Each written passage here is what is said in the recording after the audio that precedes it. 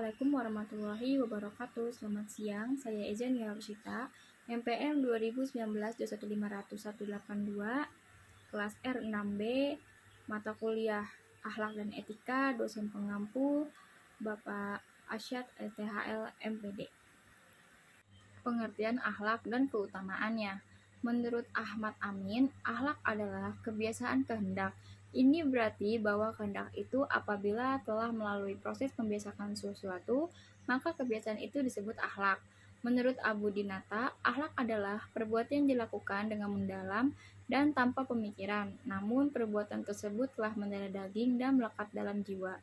Menurut Al-Ghazali, akhlak adalah suatu sifat yang tertanam dalam jiwa yang daripadanya timbul perbuatan-perbuatan dengan mudah dan gampang, tanpa memerlukan pemikiran dan pertimbangan. Jika sifat itu tertanam dalam jiwa, maka menghasilkan perbuatan-perbuatan yang baik dan terpuji menurut akal dan syariat.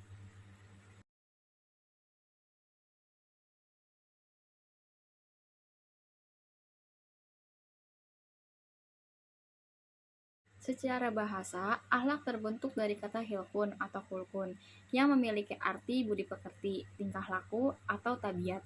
Sedangkan istilah dari akhlak dapat diartikan sebagai norma kepribadian atau turan yang mengatur sebuah hubungan baik itu sesama manusia ataupun sesama manusia dengan tangan Sang Pencipta. Akhlak merupakan perilaku yang tampak terlihat dengan jelas, baik dalam kata-kata maupun perbuatan yang memotivasi oleh dorongan karena Allah. Namun, demikian banyak pula aspek yang berkaitan dengan sikap batin atau pikiran, seperti akhlak diniyah yang berkaitan dengan berbagai aspek, yaitu pola perilaku kepada Allah, sesama manusia, dan pola perilaku kepada alam. Demikian juga, akhlak dalam agama Islam adalah akhlak yang bersumber pada ajaran Allah SWT dan Rasulullah. Akhlak Islami ini merupakan amal perbuatan yang sifatnya terbuka sehingga dapat menjadikan indikator seseorang apakah muslim yang baik atau buruk. Keutamaan akhlak. Yang pertama, orang yang berakhlak baik maka akan memiliki derajat yang sama dengan orang yang ahli puasa dan tahajud. Yang kedua, orang yang berakhlak baik juga merupakan salah satu sebab orang terbanyak yang masuk ke surganya Allah. Yang ketiga, orang yang berakhlak baik merupakan orang yang paling dekat duduknya dengan Rasulullah. Yang keempat, akan dimudahkan urusannya di dunia dan akan mendapatkan kasih sayang dari Allah. Yang kelima, orang yang berakhlak baik juga akan disegani dan bisa berhubungan baik dengan semua orang. Yang keenam, bisa menjadi seseorang yang selalu memelihara suasana dalam berbagai hal dan lingkungan. Adab atau etika belajar dalam Islam. Secara etimologi, ada dua pendapat mengenai asal-usul kata etika, yakni pertama, etika berasal dari bahasa Inggris yang disebut dengan etik atau singular, yang berarti suatu sistem, prinsip moral, atau cara berperilaku. Etika berasal dari bahasa Yunani yang berarti etikos, mengandung arti penggunaan karakter, kebiasaan, kecenderungan, dan sikap yang mengandung analisis konsep-konsep seperti harus, mesti, benar, salah, mengandung pencarian ke dalam watak moralitas atau tindakan-tindakan moral, serta mengandung pencarian kehidupan yang baik secara moral. Etika dan proses belajar, manusia memiliki hubungan yang saling terkait. Pada satu sisi, belajar sebagai kegiatan manusia merupakan aktivitas yang memerlukan norma-norma moral tentang bagaimana seharusnya belajar dalam bingkai karakter dan ciri khas manusia. Demikian unik. Di sisi lain, etika sebagai pemikiran manusia tentang baik atau buruk sangat diperlukan untuk merefleksikan kegiatan belajar manusia setiap saat, sehingga norma yang ditaatinya dalam proses belajar bukan sekedar karena kebiasaan atau adat yang berlaku di masyarakat, melainkan karena memiliki dasar dan legitimasi yang kuat untuk diikuti dan ditaati. Pelajar juga harus mempunyai sikap tidak terburu-buru dan tidak memaksakan guru untuk menjelaskan sesuatu yang belum saatnya. Seorang pelajar harusnya menampilkan sosok yang bersahaja dan sikap memuliakan gurunya. Maka sudah menjadi hal yang lumrah, etika perlu dijaga oleh si pelajar dan juga menjaga sikap dan perilaku terpuji di hadapan gurunya. Al-Ghazali menjelaskan ada beberapa hal yang masih dijaga bagi menuntut ilmu. Terdapat pada Al-Baqir 1996-165. Yang pertama, mengurangi segala kaitan dengan kesibukan-kesibukan duniawi dan menjauhkan dari keluarga dan kota tempat tinggal. Kedua, tidak bersikap angkuh terhadap ilmu dan tidak pula menonjolkan kekuasaan terhadap guru yang mengajari, tetapi menyerahkan bulat-bulat kendali dirinya dan mematuhi segala nasihatnya. Perilaku angkuh akan mematikan hati dan dibenci oleh Rasul karena dia sendiri menjauhi sifat itu.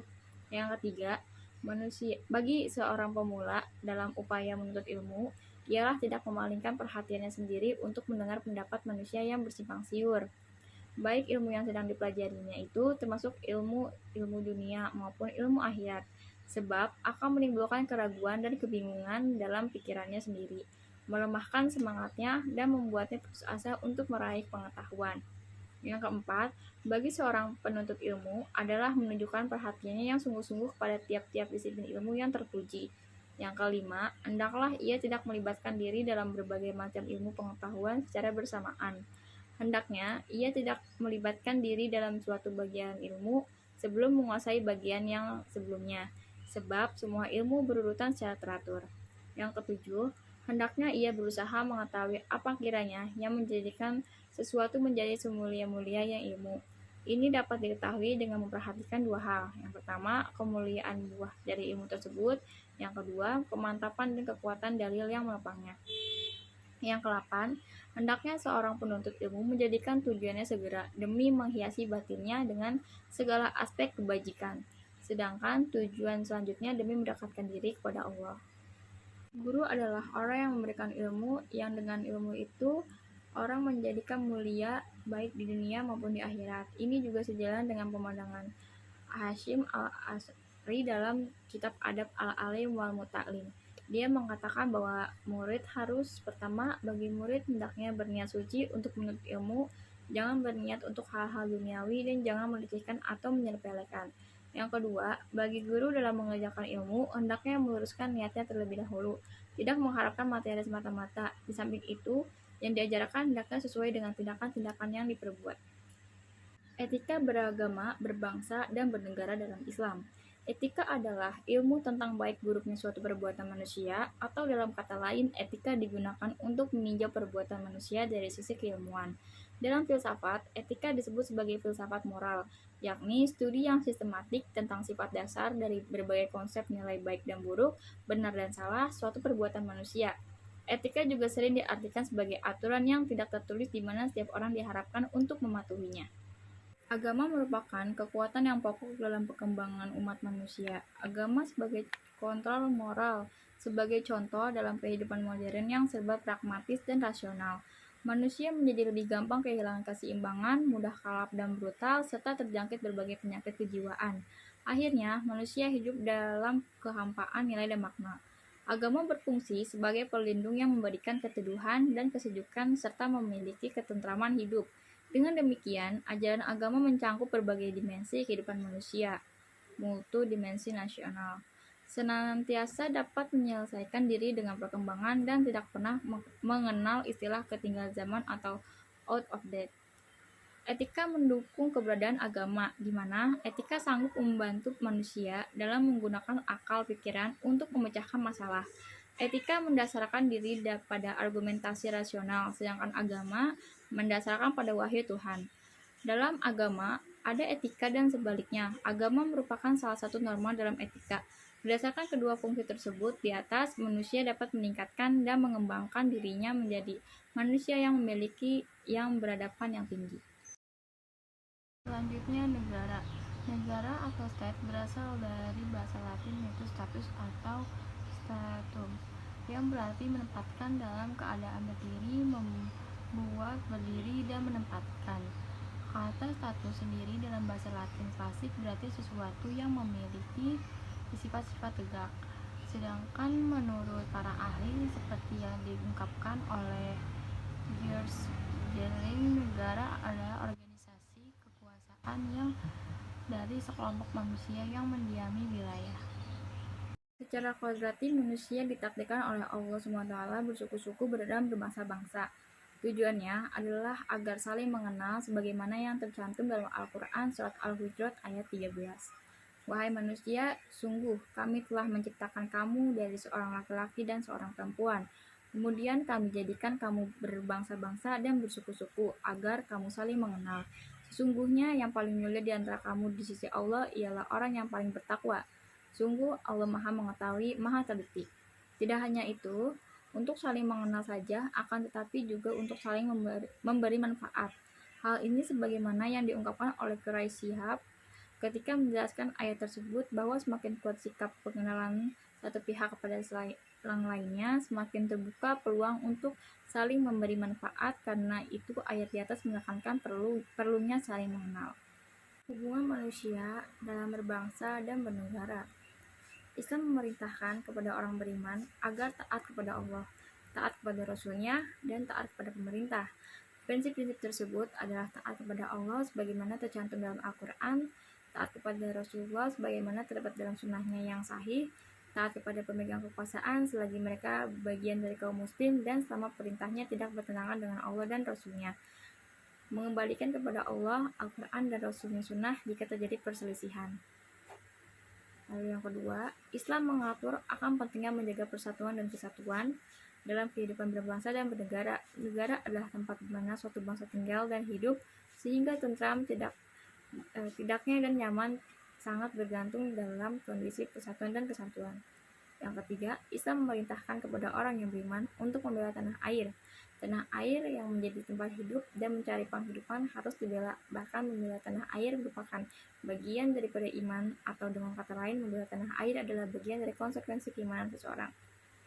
Selanjutnya, memecahkan permasalahan umat dengan jalan musyawarah. Asal kata musyawarah yang sudah menjadi bahasa Indonesia tersebut adalah asyuara, yang berarti menampakkan sesuatu atau mengeluarkan madu dari sarang lebah. Musyawarah berarti menampakkan sesuatu yang semula tersimpan atau mengeluarkan pendapat yang baik kepada pihak lain. Orang yang bermusyawarah laksana, orang yang minum madu. Musyawarah dalam konteks kehidupan sosial sangat penting, terutama dalam rangka mencari solusi atau berbagai permasalahan. Karena dengan musyawarah, maka akan ditemukan berbagai pandangan atau pendapat dari hasil kerja keras akal sehingga bisa menjadikan alternatif bagi berbagai persoalan. Etika seorang muslim dalam kehidupan berbangsa dan bernegara. Yang pertama, menegakkan keadilan dan kebenaran. Dalam kehidupan, kebenaran dan keadilan adalah sesuatu yang paling dicari oleh setiap manusia, bahkan kehidupan manusia itu sendiri disebut sebagai proses dalam mencari keadilan dan kebenaran. Islam adalah agama yang akan selalu berpihak kepada keadilan dan kebenaran. Bahkan menegakkan keadilan dan kebenaran adalah kewajiban bagi setiap muslim, kapan saja dan di mana saja. Karena saking pentingnya keadilan dalam kehidupan manusia, Allah SWT memerintahkan kepada orang-orang beriman agar selalu menegakkan keadilan dan kebenaran. Yang kedua, menegakkan nilai-nilai kemanusiaan. Secara genealogis, manusia diciptakan oleh Allah SWT dari jenis yang sama, dari nenek moyang yang sama, dan dari bahan yang sama. Permasalahan inilah yang menjadi dasar pentingnya menegakkan nilai-nilai kemanusiaan. Penegakan nilai-nilai kemanusiaan dalam Islam menjadi tujuan diturunkannya syariat Maqasidus Syariah yang mencangkup 5 hal, yaitu hak beragama, hak hidup, hak intelektual, hak kekayaan, dan hak keturunan. Secara sosiologis, ajaran Islam akan merujuk pada 5 hal tersebut karena 5 hal tersebut merupakan sesuatu yang sangat primer dan utama dalam kehidupan manusia.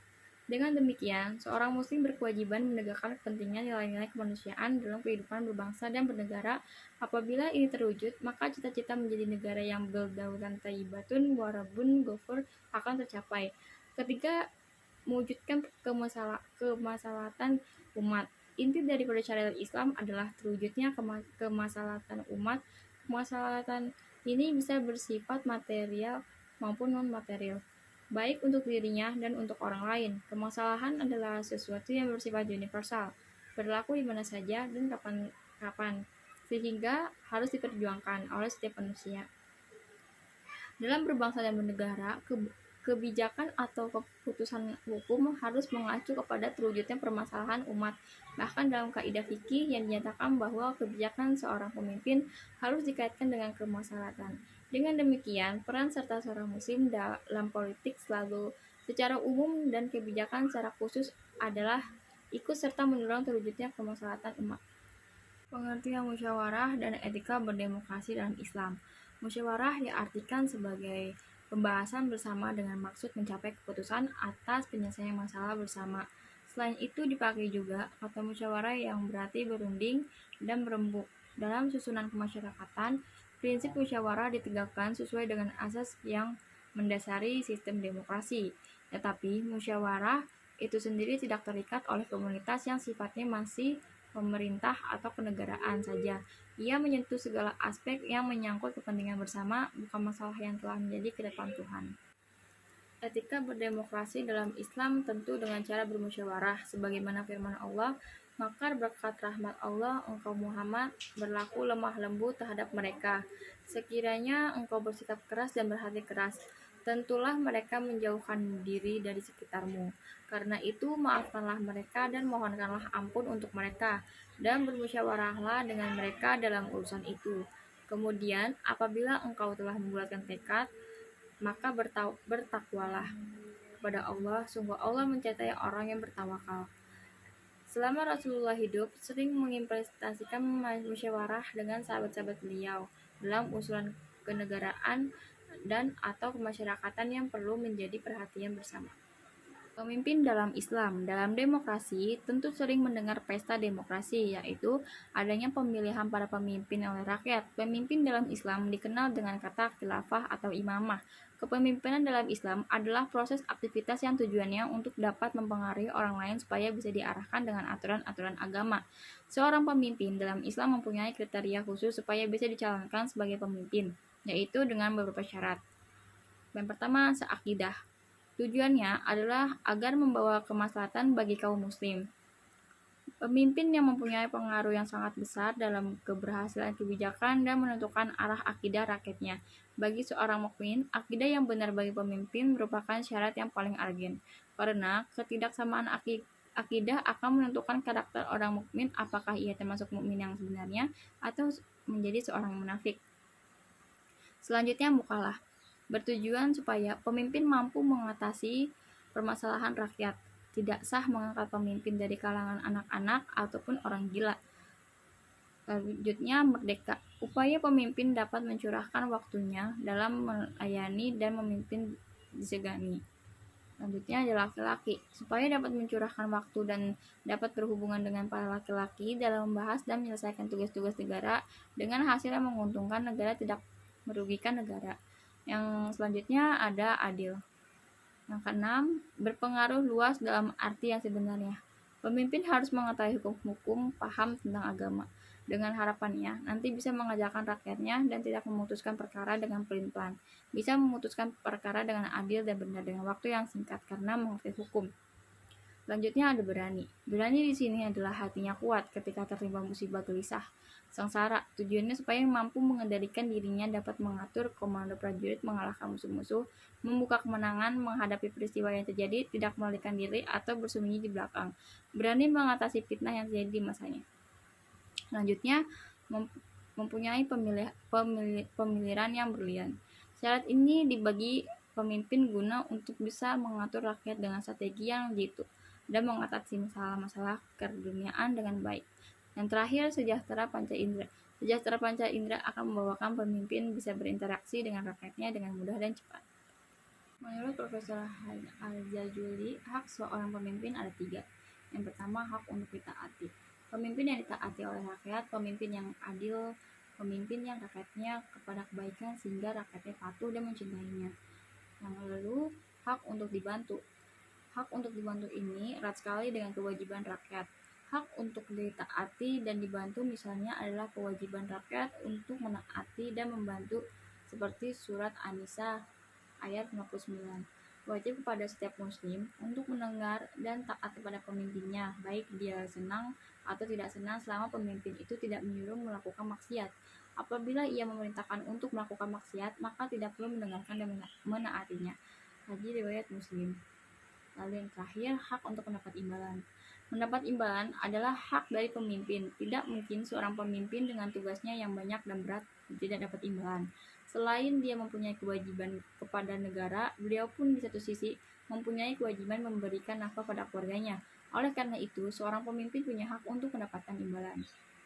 Tanggung jawab seorang pemimpin sebagaimana dijelaskan Al-Mawardi dikutip oleh Profesor Al-Jajuli.